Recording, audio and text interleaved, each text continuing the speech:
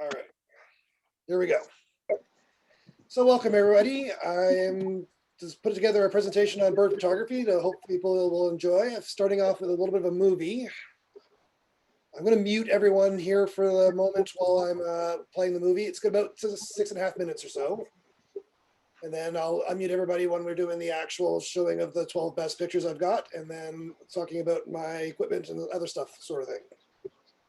All right, so everyone's going to be muted now. Yeah. And share screen, desktop, share. Okay.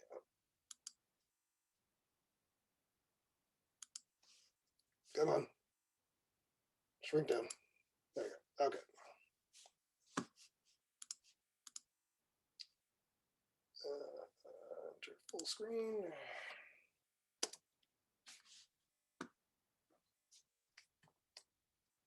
There is no music.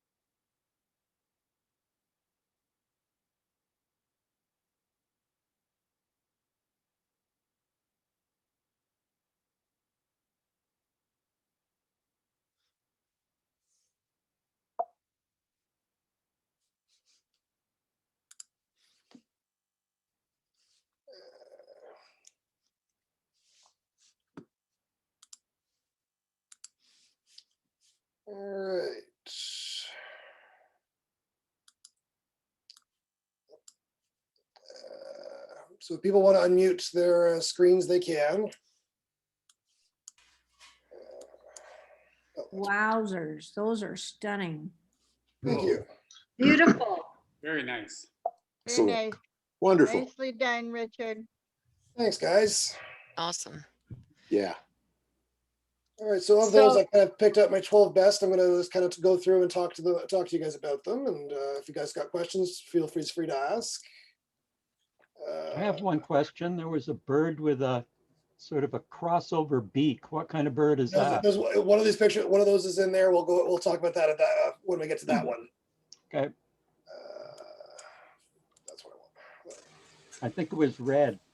Yeah, there's the red-winged crossbill, and there's also a white-winged crossbill. So most people probably recognize this little guy. He's a chickadee. They're constantly all around and everywhere. Richard? Yep. I don't see anything on my screen. Are you the only one? Is anyone else seeing things, or I is it- see the chickadee. Good. I see it. Yeah, we see It it. says something about read the report, a leader in. Did you jump to a different screen altogether? I didn't By touch accident? anything. I'll start again. It's okay. Okay, yeah. Okay, I'm okay. Okay. So this guy was taken in my backyard. I've got a couple bird feeders out there and see what birds I can see. This year it's only been chickadees in the backyard.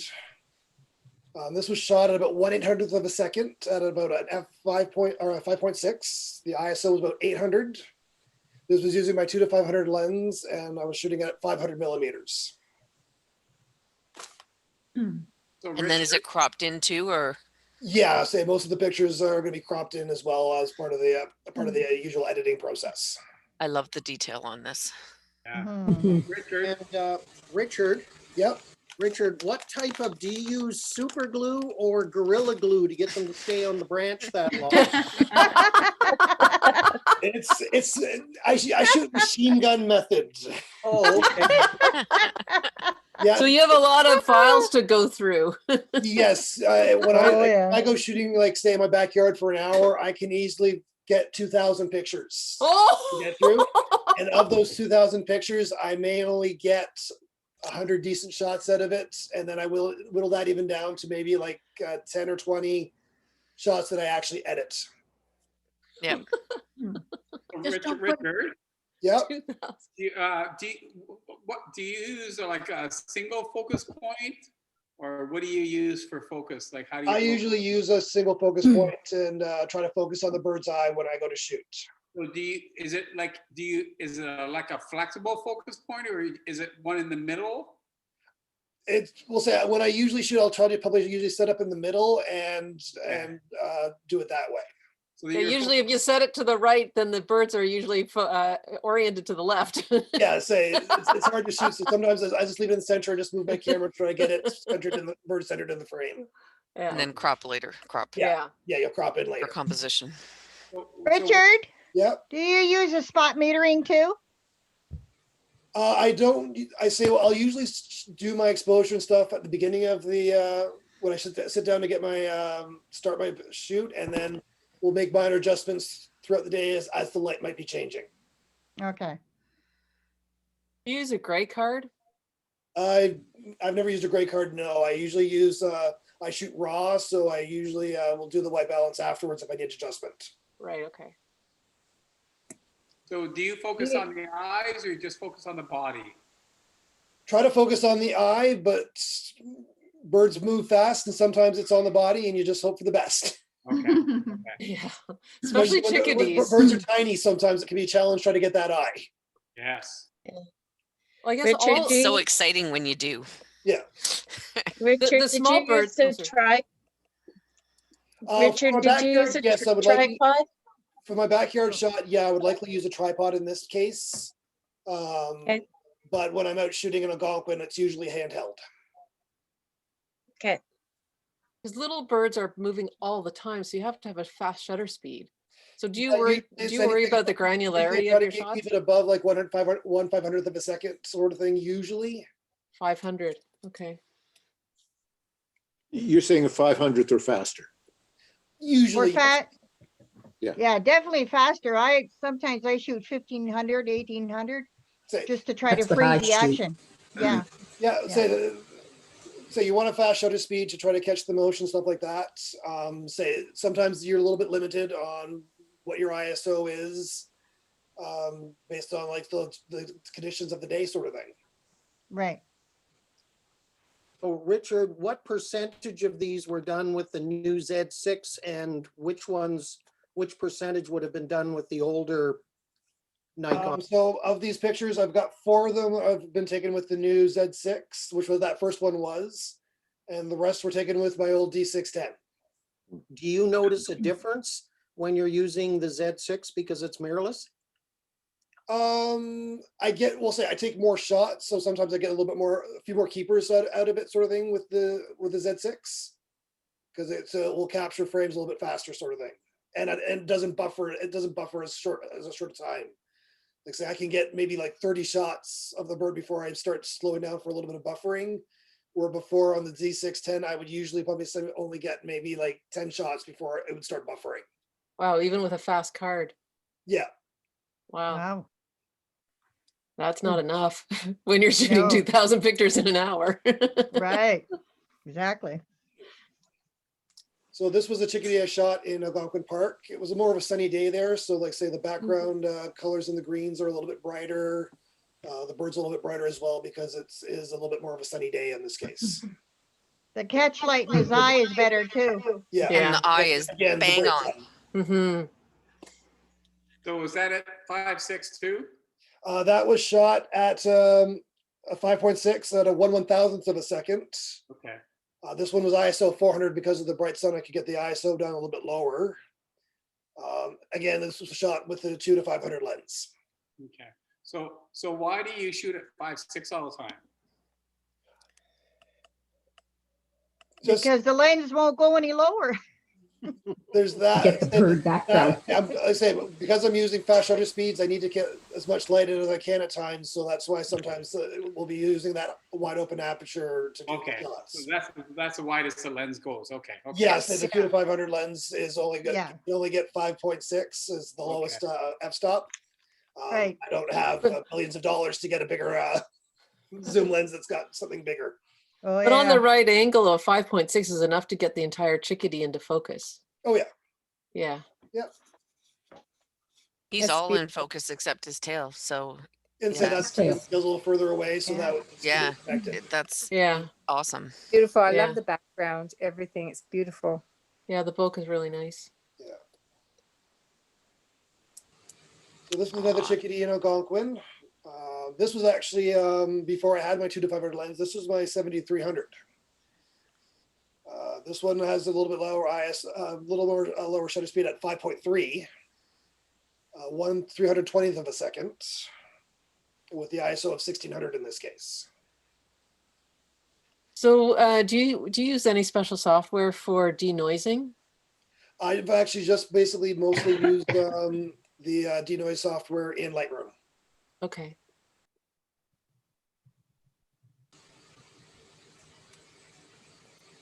There's more selective focus in this shot too, eh? I think it's probably just the nature of the 7300 lens that I was using. Yeah, yeah. And the branch is coming towards you, right? So Yeah. The branch is coming. You're only towards gonna get- me and, yeah. It's say very that. selective, yeah. Yeah. It reminds me of a macro, the way a macro behaves sometimes. Yeah, exactly. Yeah. Yeah, Richard, with the denoising, is there a denoising component that is built into the Z6 or the other Nikon that you're using? No, not in the old one. I don't think there is any sort of denoise in this one in the Z6. I think all that's done in processing after the fact. Okay.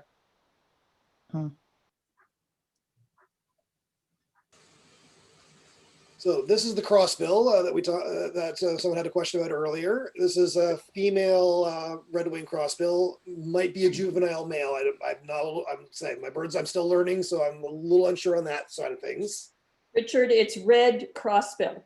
Red-winged crossbill. No, just red crossbill. White-winged crossbill is the other one. Okay. So where are these? Are these birds native in Muskoka? They are found in Muskoka, yes. This was a Algonquin. Okay. You can usually find a couple of them around through the winter. This year that was taken, this was about 3 years ago. There was what was called an explosion where there were a lot of crossbills in the park because the cone supply was really high. So They're usually, Susan, they're usually a northern bird. Okay, because I've never seen one. yeah. Like further north than us? Yes, definitely. So the reason their bill is crossed like that is so that they can actually open up the cones and get at the seeds. That's why they've adapted So they just their bill to do that. dig and That's cool. twist. Very cool. So again, like I said, this was an Algonquin on the 2 out of 500 lens. This was ISO 640, 1/500th of a second at f5.6. Okay, Like so here's the pattern on a question: Do you bait your birds? Oh, jeez. So this was an Algonquin in the feed, like they have the feeding station in Algonquin. Oh, okay, so there's a feeding station there. Yeah. Yeah. Yeah. Okay. Is it at New Lake, Richard? This was at the visitor center. Visitor center, yeah. The visitor center? Oh, is that where you saw Yes. this one? Yeah. Mhm. Yeah, so that's where I've seen most of the crossbills in the park is either on the side of the road or at the visitor center. Yes, yes. I say the only known feeding stations I know of is at the visitor center and at Spruce Bog. I don't know of Spruce any Bog, other yep. feeding stations in the park. No, you see them mostly on the roads, along the edges of the roads, or like you said, at the visitor center. Visitor center parking lot used to get a lot of them. Yeah.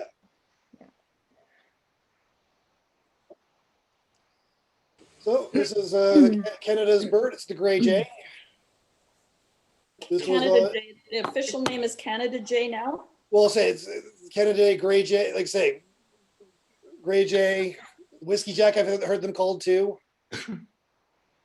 Personal preference. Well, banded. Most of the gray jays in the park are banded as part of a research studies. 30-year study, When did it start? 30 years 30 ago. years ago. Oh, I thought they were doing it for 30 years and it just started. It's a study that's No, been going on no. for 30 years. Wow. No, they've been doing it a long time. Ongoing. Ongoing, yeah. So this was on the Spruce Bog Trail. Was walking along and just gray jays just popped into the top of a tree and I grabbed the shot because I can find sometimes the gray jays can be like a little problematic trying to get the shot because they usually are trying to swoop at you to get.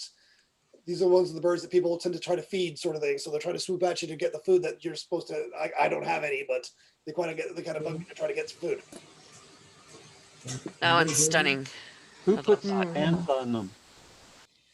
I love the clarity in the bird, the claws, part The of the tree. naturalists that work on this study band the birds when they're fledglings and they're still in the nest, so they can't fly out. So they go in, band them, put them back, and each of the bands tell where they were found and I believe the date and then the sex of them. So they can tell by looking at the bands which one they are because they keep them a book of them. Oh, that's neat. Yes, yes.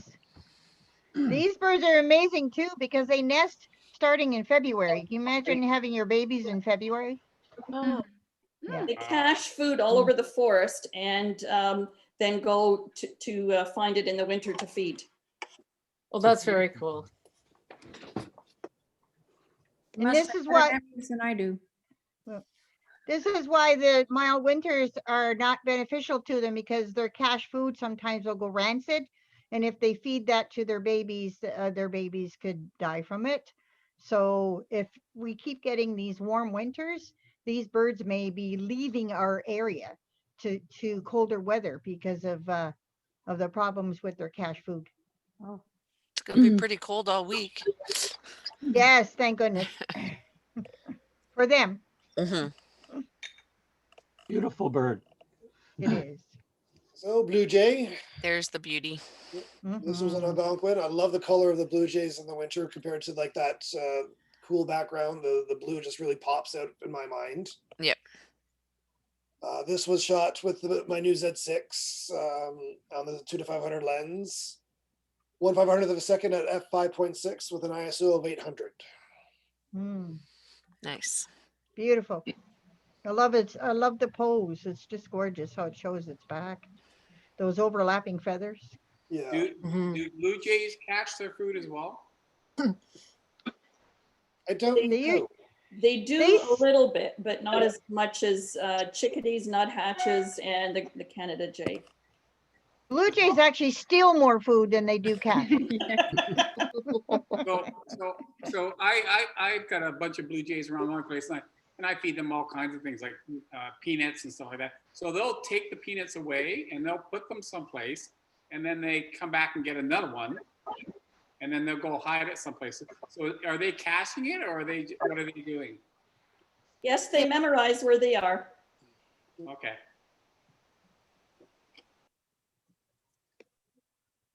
Aw. So this is a red-breasted nuthatch. Again, Algonquin on the probably the Spruce Bog Trail, I believe. Beautiful. I think this was shot the same day as I shot the gray jay. Hmm. I love those little guys. Yeah. Yeah. I like how they crawl around upside down and all kinds of stuff. Hmm. Yeah. Their little bums up all the time. Yeah. They make a really nice sound, eh? Yeah. Little yank, like a little yank, yank, yank, Yeah. yank. So Richard, when you cropped this photo, did you twist it too, rotate it? Probably might be a slight bit of rotation to it, but I think it was shot pretty close to that actually too. Oh, okay. Just because he's pretty level and he's usually upside down. Well, so he actually landed on a log that was on the ground. Oh, okay. And I kind of shot down at him, sort of thing. He was following around. Following me around for quite a bit. So, like, say, he wasn't actually up in a tree. It was on a log that had fallen over. He was looking for peanuts. Probably likely. Mine eat peanuts from the hand. Oh yeah. Yeah, our chickadees and the nuthatches both follow The us. nuthatches too? Yes. Yep. Wow. One in particular was really, really aggressive. He's constantly. Shelled or unshelled? Unshelled. We do unshelled. We buy bird peanuts from Canadian Tire. So they're kind of dirty peanuts. You wouldn't want to eat them. Oh yeah, they're not roasted or anything like that. No, they're raw. No. They're raw. They're No just- salt. No salt. No salt, nothing like nothing. Yeah. No, they probably sweep them up off the floor of some factory. Yeah. Anyway, they love them. Oh, there's the snowy. Yeah, I love owls. Beautiful. I love snowies. I love owls. Yep. Me too. I love owls. So Yes. this was shot in St. Catharines. Wes and myself and a few others got together to do a day of bird shooting in the Hamilton area. Met up with someone who knew there were some snowy owls in the the St. Catharines area. So we decided, let's go for it, and we managed to find a few. There was one that we got really good shots of. The other ones were kind of middle of the field, up in someone's on like a farmhouse's chimney sort of thing. So this was the one that we managed to get that was sitting in a tree sort of thing. This was shot with my 300 lens. This was taken a long time ago, about 5 years ago. I shot it at 1/400 of a second at 6.3 with an ISO of about 400. It was claws, eh? Oh yeah, it's a big bird. Oh yeah. Big body. When you see them up close, oh wow. Yeah, they are Amazing. a huge, big bird. You do not want to mess with that bird. So Mhm. what kind of wingspan do they have? It's got to easily be as tall as me. Oh really? That's tall. It is a huge bird. You're tall, Yeah. Richard. Yeah. I don't know if it's equal to a bald eagle's wingspan or not, because a bald eagle is about 6 feet. So Really? yeah, Wow. and a Is the- golden eagle is 7 Yeah. feet wide. Is that a male or a female? That is likely a, I believe, a female. I think the males tend to be more pure white. More white. Okay. Yeah. A real young male though can be quite marked like that. As the males get older, they get whiter. Yeah. And so to be fair, I wasn't getting close enough to find out which it was. Yeah, exactly. Come on. Where's your sense of Chicken? adventure? I like my limbs where they are. Sure, I mean, Yeah. so considering they're evolved from dinosaurs who were not gentle creatures, Mhm. Yeah, I think keeping your distance is a wise thing. I like to think so. And looking at those sharp, are they called Talons? talons? Talons, yes. Talons. Look Yeah, at those sharp yeah. talons. Yep. My bird app, Richard says the wingspan can be up to 66 inches. Yeah, so that's over 5 feet. It's over Yeah. 5 feet. Yeah. Yeah. I didn't think it was as wide as a bald. Yeah, I'll say it was huge. Yep. Oh, that's Sawit. I would I die love for that a one. Sawit. Beautiful. I love Sawits. Oh, Solid I owls keep, are amazing. yeah, I love I- them too. They're so cute. they're so cute. I've heard them so many times, but I can't find them. Oh, So this was an Personally- Algonquin that I shot this. It was actually only 1/25th of a second at ISO 500 at f5.6. So this was a very fluke that we came across this owl. I was with Wes and a few other people, and we were actually just kind of tracking through a trail. We thought we saw some moose tracks.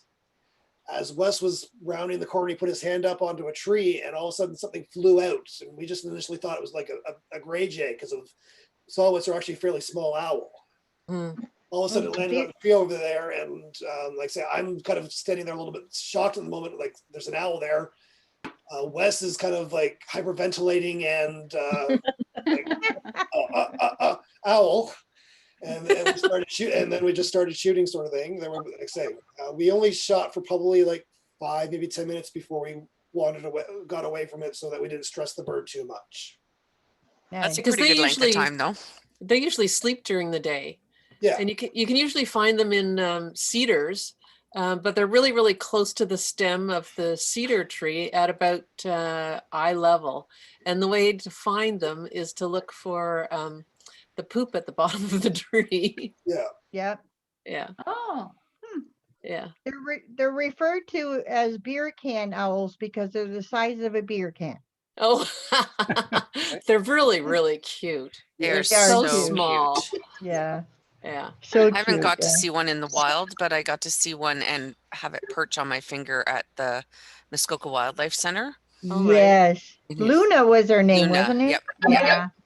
which I believe she has passed now, but yeah. Oh, So they, cute. do they? Luna was the callous owl. Yes, and that was from the Muskoka Wildlife Center. Nice. Yeah. So they native Yeah. down here as well? Are they native down here? Or? Yeah. Yes. Yes. I see them at the Leslie Spit. Sorry. I see them at the Leslie. Yeah, sorry, go ahead. I see them at the Leslie Spit in Toronto. Really? Yeah, there's one that I see all the time. I found another one. And then apparently in the fall there was a whole I don't know whether you call them flocks or not, but a bunch of them. Wow, that would be Nice. cool. Yeah. Mm-hmm.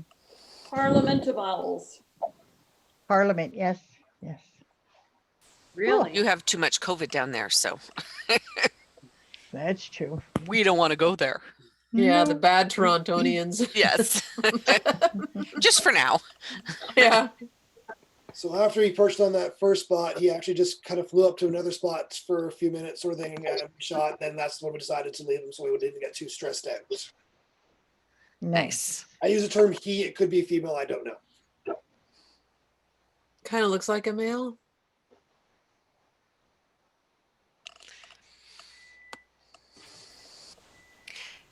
Okay. Oh, look at the clarity in that. Wow. Algonquin. This was taken at Spruce Bog Trail. I think Larry's got some shots of this guy as well. We were out shooting with him at the same time. Hmm. That's My really buddy. impressive to get the definition of the feathers, the black against the white background. That was Did a you have to do a challenge. lot of processing for that?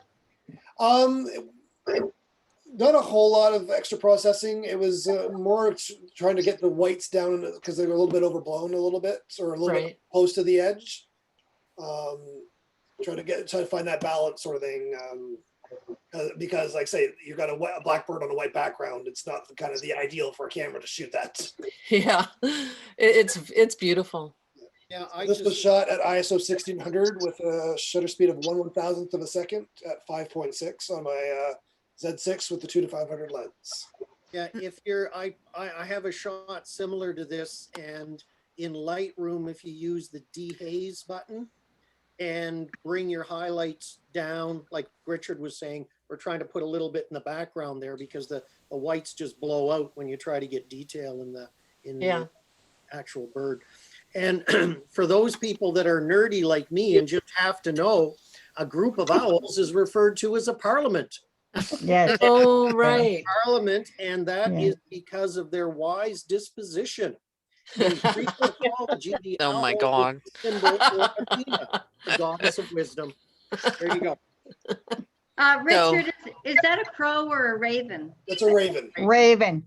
Okay. So Yeah. look in the raven's eye. You can Yeah. see the scenery that's reflecting in his eye. Oh, I think I see Richard in his eye. It's probable because I was the whole time standing there in front of him.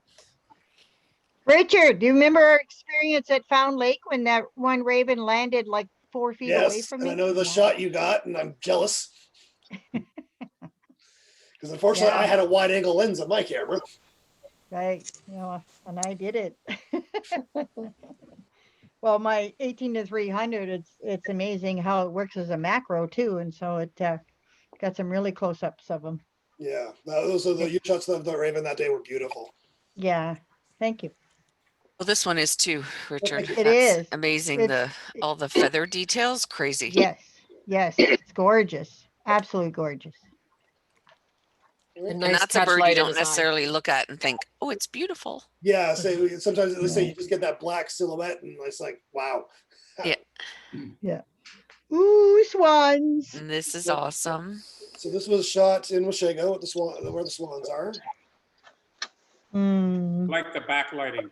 Yeah, the backlighting really brings out that beautiful detail in the feathers on the swan when it was had its wings sprawled out. Pops The it out from the background. Yeah. That beautiful rim lighting just silhouettes it. Yeah. Gorgeous. Yeah. Yes. And the only problem with the swans at Muskoka is they're all tagged, so you've got that tag on the wing. Well, and I wonder if that one is our 08, Rob, the one we call Rob. Because look at his beak. His beak kind of looks funky. Yeah, it could be Rob. Look at the chunks out of his beak. Yeah. Yeah. Yeah. Yeah, I saw Rob the last time I went. He was there. He's got his mate in one of his cygnets with him. It's beautiful, Richard. Thank you. All right. So that's the 12 best pictures I got of birds. I'll stop sharing the screen at the moment, so we'll talk about the next part. All right. So equipment-wise, zoom lens. Wow. So this is my 200 to 500 millimeter lens. I actually initially got it for the eclipse sort of thing, but knew I was going to use it for wildlife after the fact. So that gives you a nice reach to get into the birds that are going to be a little bit far away and not scare the whole birds off, hopefully. Do you use that for all your wildlife? Pretty much, yes. I've still got my 70 to 300 that I will use on occasion, but it's a little rare to get out for wildlife. That's what I typically will use for my wildlife. I've got only 2 cards that are good sized cards because I can get like 1,000 shots on each card sort of thing. When you're machine gunning it, doing the shots, you're going to go through cards quite a bit. So you can have either lots of large cards that have lots of shots or multiple small cards. The drawback there is you're going to be changing cards a lot. And with that, if you're changing a card, you're not shooting pictures, the bird might do something and you might miss the shot. What size cards do you use? I knew someone was going to ask me that. Switch it off. Yes. 64 gigs. The ones, yeah, I've got two 64 gig cards, and I'd like to get like a third card at least. Get a These are, 128. mine is the XQD cards, so they are a little more pricey with the Z6. Expensive. Yeah, but they come on sale every so often. Yeah, and you just look for the sale and Yeah. and do the best you can. So I Mhm. get at least anything photography. In my backyard, I built it. Well, my dad built me a platform out of plywood so that I could put bird seed on and little perches for the birds to fly into and like land on the perch usually, and then go for the seed. And I'll use that in my backyard sometimes when I'm trying to do bird photography. That I've got it. The platform. What I've done is I've connected it to like the tripod mounts. I've just mounted that at the bottom, and then I just mounted on one of my old tripods. When you're going out shooting, make sure you wear appropriate clothing. If you're going to be out in shooting wildlife sort of thing, you want to make sure you're going to be staying warm enough during that time. And a couple of pieces of equipment I don't have, but I'm kind of looking into. One is a gimbal head. That's something you can put on your tripod, and it allows for a little bit more smooth tracking sort of thing while you're shooting. Tele extenders will also extend the range of your camera, going from like say the 200 to 500 can give you another range of I'm throwing in a number here, like 320 to 800 millimeter lens. Richard, Yeah. I looked somebody up on the internet, and I use a fluid head instead of the gimbal. Yeah. It does the same job. It's a lot cheaper. Okay. And to level it, I have a little device that I can move and orientate the camera. Okay. Cool. And that's Manfrotto. Okay. Cool. When you're using the teleconverters, though, the one thing you need to realize is that it will drop your f-stop on there. So, like, say my f-stop on this lens is the lowest it goes is 5.6. If you put the teleconverter on there, you could lose like a one stop of light, so it might drop you down to like your lowest f-stop will be f8. So just something to keep in mind if you're using equipment like that. So when I'm shooting, I'm usually shooting in continuous modes so that I can machine gun it, so press the button down and just fire away and get the shots. My camera has a low, a high, and a super high setting. So let's see if I can try it this way. So when it's on the low setting, it will sound like this. No, gotta focus on something. Let's try this again.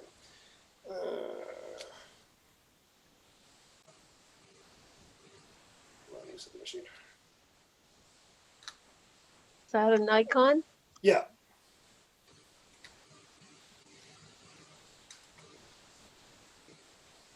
It's the Z6 mirrorless, Deb.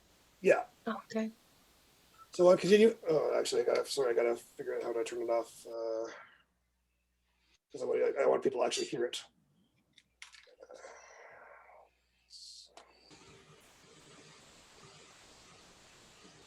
It's my lottery camera. Okay.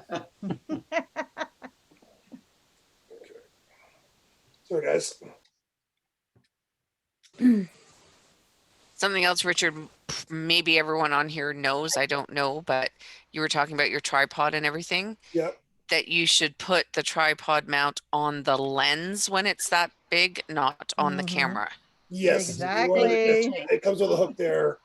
And if you put it on here, you're going to likely... It's too much stress. Too much stress, you're going to likely break something. Yeah, ask Norma. When you're spending that much money on cameras and stuff like that, you really don't want to break it. No, too much stress on those little posts.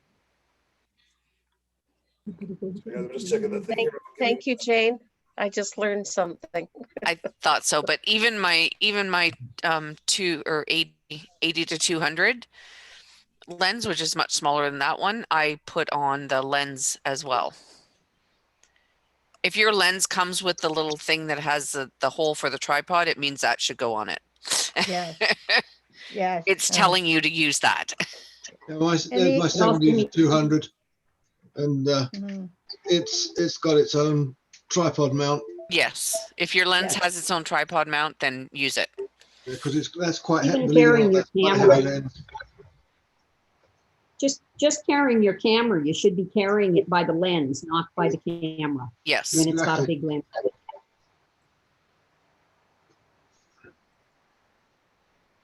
I'm not sure I agree with that. No?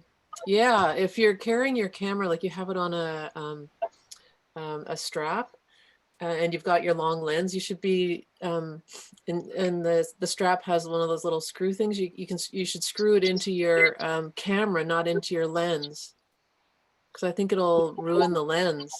No, not with the with the big zoom lenses. They're No? just way too much stress. I mean, that lens compared to the weight of your camera is almost like 3 times. Right. And So so do It'll you? break the mount. No, but the strap It bends hooks the onto pin. the camera. Yeah, but I'm talking about the straps that you can screw into that lens ring mount. Yeah. Better to put your strap on that lens ring mount if you have one of those like Black Rabbit straps Yeah. where it's got like a little screw thing. Yeah. It's like the same size as what your for like your The tripod. your plate. Yeah, well, your tripod plate. So yes, but So you Yeah. screw your, so you screw it into your lens, not into your camera. Yeah, They'll screw it. They'll usually screw it into the base here. Like Yes. Susan and Jane were saying. Really? yeah, The lens Yes. has a mount that has a tripod where you can screw into it. Right. And it's a ring that goes around the lens. That means that you should be, if you put it on a tripod, you put it on a strap, you put it on anything, you should be using that on the lens, because the different camera manufacturers, if you have a high-end body and everything's metal, well, you're going to have something strong. But if you look at the lower end cameras where they just have a chrome plate just screwed into the plastic body, it'll take Yeah. that right out of there. Like, and Yes. I've seen it. I've seen Yes. cameras that have come. Wow. Okay. Oh yeah. What I Hey, usually thanks. do, the strap is a backup, Right. and Right. I carry I've got a problem with my monitor. Hang on a minute.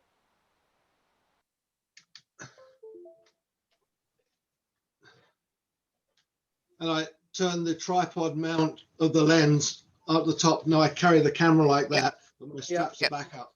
Yeah, you can do that. Straps around your neck. Yep. Yeah. Right. So I have a strap that can screw into my camera. Yeah. Well, So when I it goes use a on. longer lens, yeah. So when I use a longer lens, I should screw it into the lens, not into the camera, is what you're saying. Yeah. So If my you're not going to camera's hold it by the hanging- lens. Yep. So the camera's going to be hanging by the lens, not by the camera. So Yeah. Colleen, can you see that? Yeah, I can.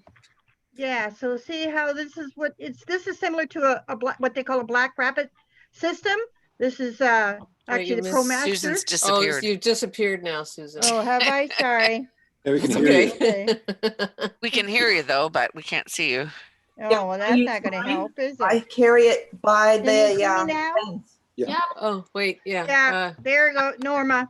Yeah. And then this is where it should be, for this. Can you type of lift it up a little bit shoulder more? strap.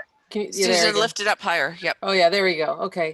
Can So see? you hold it there, and then you put the strap around your neck or Shoulder. back or wherever it goes. Shoulder, yeah. It's a cross Yeah. shoulder, yeah. Yeah. Okay. This is an actual Black Rapid, and it even says in the manual, if you have a longer lens, they suggest that you attach it right to the lens and not. to the Wow. camera. Okay. Perfect. Okay. I learned something today. Thank you, everybody.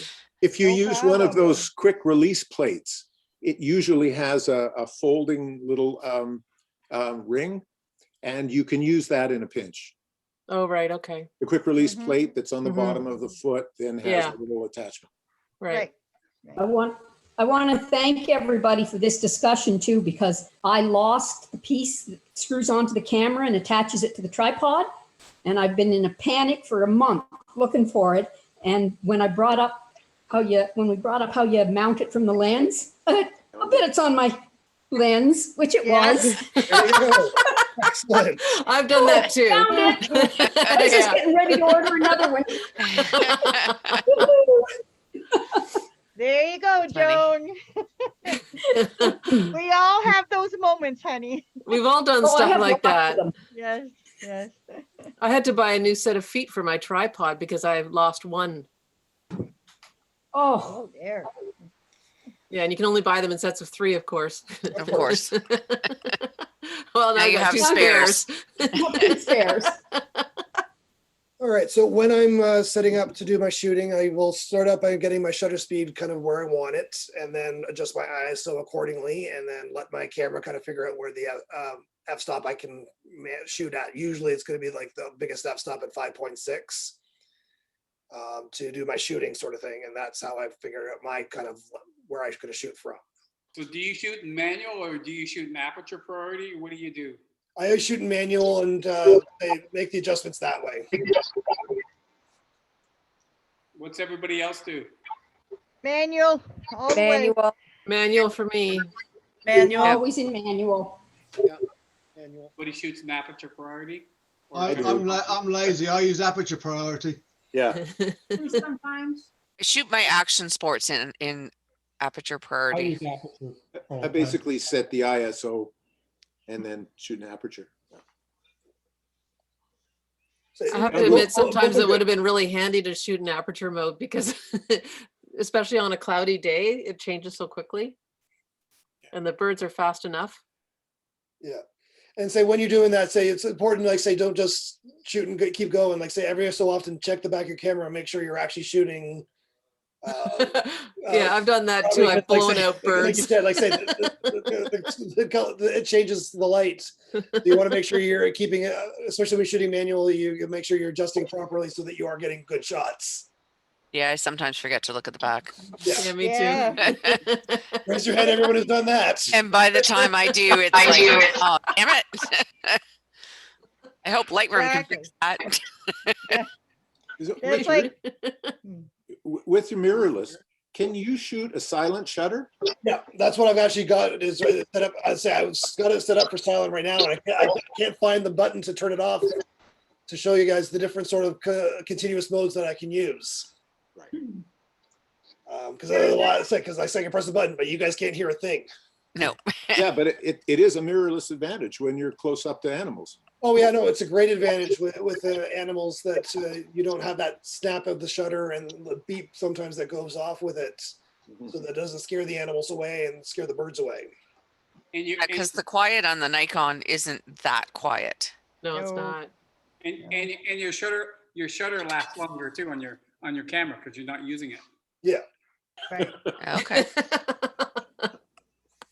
Especially if you're doing the machine gunning shots, right?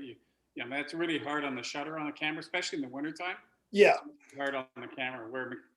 So mirrorless, that's a nice advantage.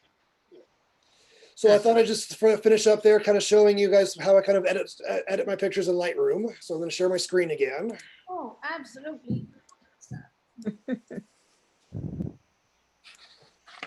So I shot a pileated woodpecker at my parents' place this just last week. So I've got pulled out 11 of the shots right now. So initially what I'm going to do is when I'm going through this, I'm going to go through and kind of figure out which pictures are good, which are bad. So here, the bird's all in the shot. He looks like he's in sharp focus. So I'm just going to leave it a rating of 1 at the moment. Next one looks about the same. So I'll give it a 1 right now. This one, the head's weird. I'm not gonna rate it at all. This one, the head's weird and it's blurry. I'm not gonna rate it at all. Again, still not that great. Not that great. Head's kind of in display, not that great. That's a little bit not as blurry. Head's a little weird, but I'm gonna start just in case I want to use it in the future. Again, here, this one's a little interesting shot. You can see the eye a little bit. I'll start, just commit, but you want to use it in the future. Again, this one's not too bad. I'll start, and then this one's blurry. I'm not going to start at all. So of those shots there, I've whittled it down to 5 at this point. And then I just kind of maybe zoom in a little bit more on the ones and just figure out which one I want to use. That one's nice. This one here's not as nice. I think I'd probably go with the first one at this point. Yeah, a little blurry there, so I'm gonna actually get rid of that star on that one. Yeah, I'm not gonna use that one.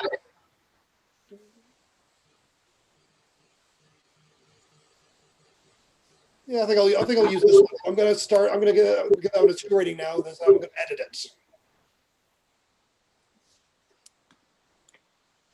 All right, so I'm going to go into my develop module here. And first thing I'm going to do is I'm going to enable the profile corrections and all that in my kit for the machine.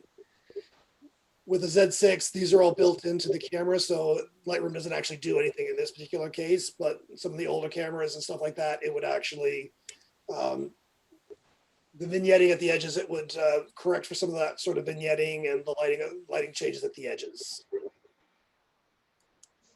Next thing I usually will do is go in and do my cropping. So I'm going to do like an 8x10 here sort of thing and start just cropping in a little bit and see what I get. So right now you can see this little swirl in the middle of my crop. That's the golden ratio circle sort of thing that they use. It's kind of like sort of something, another thing that you use like rule of thirds. So that's in Lightroom? Yeah, you can change the that overlay in your crops in your crop. Yeah, mine is rule of thirds. I didn't know you could do. You can go in. I can't remember the keyboard shortcut that changes that. Okay. When you're in the crop mode, hit overlay or O for overlay, and it will do various options that you can use. Very interesting. That you can use.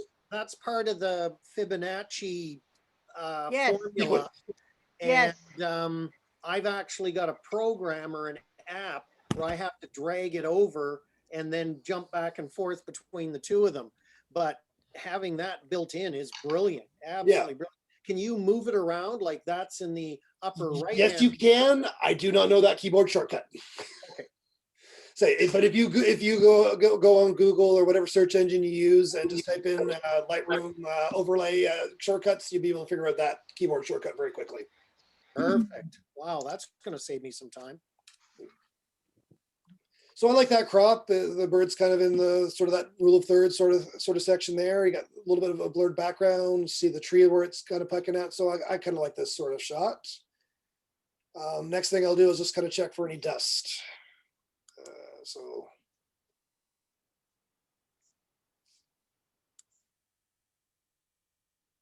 Sorry, what did you do to check for dust? What? When I go into say you've got this dust, you got your this thing's called dust spot remover here. Yeah. In Lightroom, you got the up and I don't know. Hopefully you can see my cursor over here. I can. Yeah. You got your this is your crop. The next one over is basically that spot remover. Dust spots. Spot remover. Yeah. Well, how did it turn black and white or infrared? Along the bottom there is it's your overlay tool and there's a spot that says visual spots. Oh. And it will pop open. And say there's no like say in this particular picture there's no actual spots, but if you've got spots on like a landscape shot with the sky, yeah, they'll show up. There's clear spots of where these dust spots are.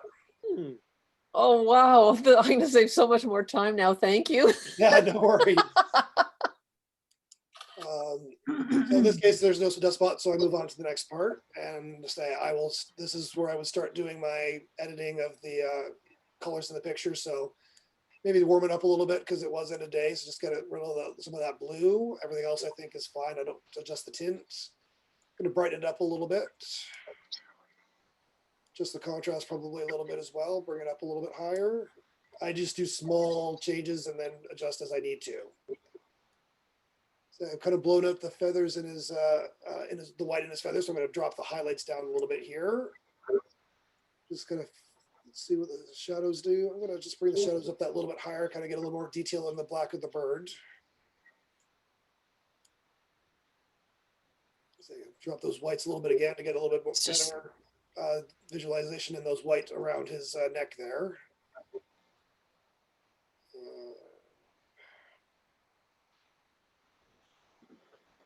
We're just bring the blacks up just that little bit again to get more detail in the feathers of the birds. I say adjust the texture a little bit. Just gonna again detail. It gets that little bit more detail in the feathers. Up the clarity a little bit again. Just crisps up the tree a little bit. Makes the bird look a little nicer, I think. Dehaze, just slight increase in the dehaze. Vibrance can affect the colors sort of thing, but doesn't affect, like if you were doing humans, it wouldn't affect the reds and that in the skin tones. But here I'm just going to adjust a little bit, get those greens in the background just a little bit nicer and brighter. I don't typically touch the saturation. I find it just overwhelms things. Too much. The next thing I'm going to do is kind of want to focus in on the bird a little bit. So I'm going to use my radial filter, which is a circle filter that I'm going to put around the bird. And adjust it so I create a vignette. Whereas if I use the vignette option in Lightroom, it will only do around the corners sort of thing. But where if I'm doing this radial filter, I can focus it just on the bird itself. So because of that little bit of more focus on the bird itself here. And then I'll also go and add a new one, and then I'll actually even go around and just create a little bit more of a highlight around the face itself too. So let's darken it up everything there. So we'll go back to the global filter there and just maybe pop up the brightness a little bit so that the bird's more the focus and everything else kind of darkens up that little bit. Finally here, I'll go to the detail panel and do my sharpening of the bird and denoising stuff like that. So here I'll just use a little screen there to see what I've got. I think that looks pretty good here. And then I will mask out so that I'm just focusing on the area, like the sharp areas around the bird and not the whole thing itself. And then if I'm happy, I will 3-star it, saying that's kind of a decent shot. And every so often I'll go through my shots and just kind of highlight just my 3-star shots. And then I'll focus in and see if there's anything I want to promote up a little bit higher and higher to figure out what my portfolio will look like. So Richard, can you click on the YY to show everyone the before and after?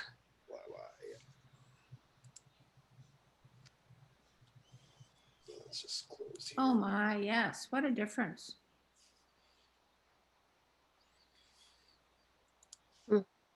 That's great. Yeah. Wow.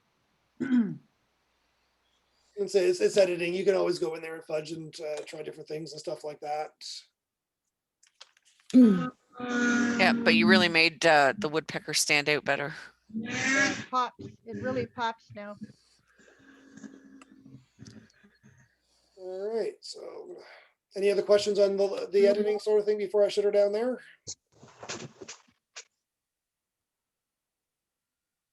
All right. All right. So is any last questions at this point? Very well done, Richard. This is Yep. great. Thank you. Yes, Guys. thank you, Richard. That was Thank really you. Thank you, Richard. interesting. Yes, Yep. thanks, you. Richard. Thanks, guys. I'm glad everyone enjoyed. Like I say, I have recorded this. I'm going to be posting it on YouTube. So if people want to kind of refer to it in the future, I'm going to share the link with the clubs. And there is, it's going to have this presentation. There will also be that movie part will be separate if you want to just see the movie again. Okay. Oh. Yeah, send me the link, Richard, and I'll put it on the website. Okay. All right. So I am Okay. stopping the recording as of now.